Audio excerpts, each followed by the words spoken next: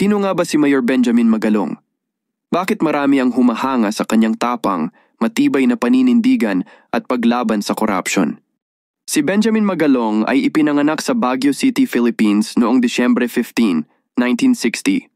Lumaki siya sa Baguio at doon rin siya nag-aral bago pumasok sa Philippine Military Academy, PMA, kung saan siya nagtapos bilang bahagi ng PMA Sandigan Class of 1982. Siya ay isang politiko at dating general ng Philippine National Police, PNP. Siya ay kasalukuyang alkalde ng Baguio City. Bago maging alkalde, siya ay naglingkod bilang Deputy Director for Operations ng PNP at naging pinuno ng Criminal Investigation and Detection Group, CIDG.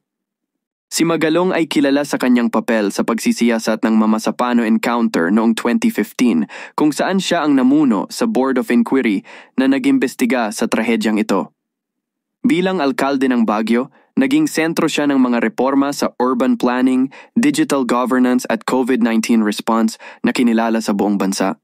Siya ay naging isa sa mga kilalang whistleblower ng korupsyon sa Pilipinas, lalo na sa loob ng Philippine National Police, PNP, at iba pang ahensya ng gobyerno. Isa sa kanyang pinaka-kontrobersyal na pagsisiwalat ay ang tungkol sa ninja cops o mga pulis na sangkot sa bentahan ng ilegal na droga.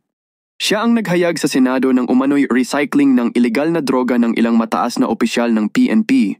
Simula nang maging alkalde noong 2019, isinulong niya ang transparency at good governance sa lokal na pamahalaan. Nakipaglaban siya sa mga tiwaling negosyo at opisyal na gumagamit ng impluwensya para makakuha ng hindi patas na paggalaw. Pinuna niya ang ilang mga maanumalyang kontrata at proyekto sa gobyerno, lalo na sa panahon ng pandemya.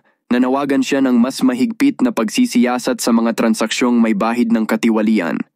Dahil sa kanyang pagsisiwalat, nakilala si Magalong bilang isang matapang na opisyal na hindi natatakot ibunyag ang katiwalian kahit laban ito sa kanyang dating mga kasamahan sa serbisyo.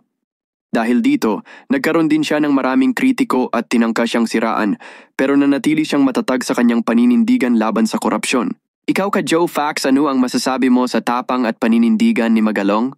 Para sa akin siya ang dapat tularan ng mga politiko dito sa Pilipinas. Kung lahat sanang nanunungkulan sa bansa ay gaya sa kanya, for sure magiging maayos ang Pilipinas at magiging mayaman dahil mawawala ang korupsyon.